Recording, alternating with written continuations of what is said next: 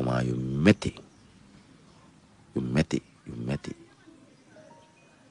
waaw. Le regard hagard et évasif, Abdoulaye Diop revit encore le film de son cauchemar. L'attentat du mardi 1er août l'a visiblement beaucoup secoué, voire même traumatisé. Il a vu la mort en face et sa vie ne sera plus jamais la même.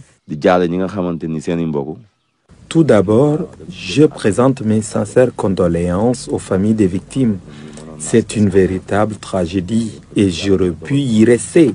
C'est inimaginable ce qui s'est passé et quand j'y repense, j'ai des frissons sur tout le corps et j'en perds le sommeil. Abdoulaye Diop, 42 ans, jeune père de famille et le chauffeur qui conduisait la ligne 65 Kounoune-Colobane. En quittant son domicile pour se rendre à son lieu de travail, il était bien loin de se douter que sa vie allait basculer. Un jour difficile, des événements douloureux qu'il nous retrace dans les moindres détails. Sur la ligne 65, il y a quasiment une trentaine de bus Tata. Et ce jour-là, il n'y en avait que 6. Quand je suis arrivé à mon poste de travail, j'ai patienté un peu pour évaluer la situation du trafic. C'est par la suite que j'ai pris le véhicule direction Colobane. Il n'y avait pas de pépin. Dans l'après-midi aussi, j'ai refait le même trajet, Kounoune-Colobane. Notre itinéraire, c'est Kounoune, Kermassar, Sibs et Yarar. C'est en tournant vers la station Badalo que 7 personnes de gros bras encagoulés ont barré la route en m'insultant. Je m'étais déjà arrêté pour qu'un client descende. Ce que j'ai vécu, c'est comme dans les films. Ils encerclaient le bus et ont jeté un cocktail Molotov entre mes jambes. Par la suite, j'ai sauté. Il y avait une explosion. Au nom de Dieu, je ne sais pas comment j'ai fait pour m'échapper. C'était rapide et violent.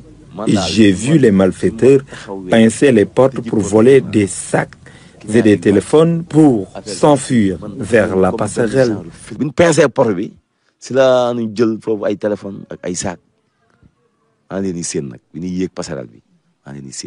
Abdoulaye fait partie des victimes aux blessures invisibles qui, après avoir vécu l'inimaginable, doit se reconstruire. Chose difficile à faire car traumatisé et psychologiquement atteint. Depuis ce jour, il n'arrive plus à trouver le sommeil.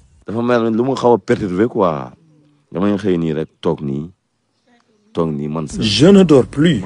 Je suis un peu perturbé.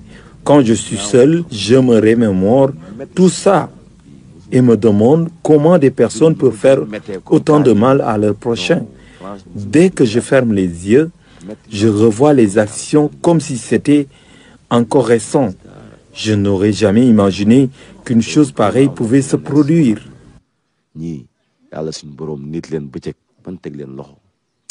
Les rumeurs qui ont suivi ce drame plongent le jeune chauffeur dans la consternation. Il ne fait pas partie de la police, encore moins des renseignements généraux. Des rumeurs, selon lui, colportées par des individus malveillants qui veulent semer le doute dans la tête des Sénégalais. Quand j'ai arrêté mes études, j'étais apprenti chauffeur de car rapide. Quand j'ai eu mon permis de conduire, je conduisais les cars jusqu'à ce que mon patron me donne un bus Tata. Ça fait près de 20 ans que je suis dans le transport et je suis très surpris que les gens disent que je suis policier. Je n'ai jamais porté de tenue de ma vie. C'est drôle et affligeant en même temps.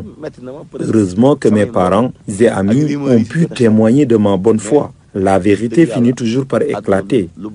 On a trouvé les corps et les blessés. La vérité est connue. Et face à la consternation et la colère, Abdoulaye souhaite que justice soit faite.